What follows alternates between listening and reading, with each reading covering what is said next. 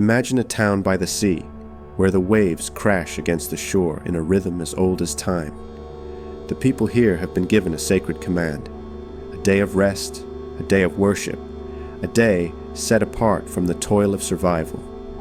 This was the Sabbath, a divine gift, a pause in the rush of life to remember what truly matters. But instead of gratitude, there was defiance. Instead of reverence, there was mockery. And in the end, instead of men, there were monkeys. This is not a fable or an ancient myth. This is a story from the Quran, a real event that carries a warning for all of humanity. It happened to a community that knew the truth, understood their duty, and still chose deception over obedience. They were not ignorant, they were arrogant, and their punishment was a transformation so shocking, so humiliating, that it would echo through history as a lesson for all who hear it. The Sabbath was their test. Allah commanded them to cease their labor on this day, to turn away from the distractions of the world and turn toward Him. But they found the command too restrictive, too inconvenient, so they played games with it. They set traps before the Sabbath, so that when the day of rest came, the fish would swim into their nets without them having to lift a finger. They thought they were clever. They thought they had outsmarted divine law, but Allah sees what the heart conceals. Their trickery was not just disobedience, it was a corruption of their own souls. When you take something sacred and twist it into a mockery, you're not just breaking a rule, you're breaking something inside yourself. And so, the punishment was not just a penalty, it was a reflection. They had reduced themselves to the level of beasts, slaves to their own greed and cunning. And so, their bodies mirrored what their hearts had already become. Monkeys, creatures of habit, driven by instinct, lacking the higher reasoning that separates man from animal. This was their fate. Not annihilation, not a simple death, but a living humiliation.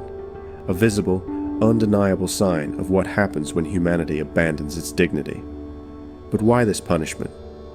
Why not a flood, or an earthquake, or a plague? Because the lesson was not just for them. It was for all who would come after. When you see a man who has become like a monkey, you ask, what did he do to deserve this? And the answer is clear. He forgot his purpose. He traded wisdom for cunning, submission for arrogance, and in the end, he lost himself. This story is not just about a people long gone. It is about human nature, about the slow decay that happens when we take divine guidance lightly, when we treat sacred commands as obstacles to work around rather than wisdom to live by. We do not fool Allah, we only fool ourselves. And the consequences may not be as immediate as a physical transformation, but they are just as real. A heart that hardens, a soul that withers, a life that loses its light. These are the modern forms of the same curse. Allah does not change the condition of a people until they change what is in themselves. The Sabbath breakers were not destroyed without warning. They were given a choice, again and again. But with each act of defiance, their hearts grew darker until the punishment was the only thing that could wake them up. And by then, it was too late. So what does this mean for us? It means that the divine commands are not arbitrary rules. They are protections. They are the boundaries that keep us human.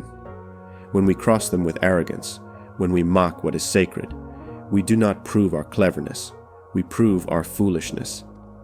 The story of the Sabbath breakers is a mirror. It asks us, what are we becoming? Are we holding on to our humanity, or are we letting it slip away, one compromise at a time? The choice is ours. The warning has been given, and the lesson remains, as clear today as it was when the sea first washed against the shores of that doomed town.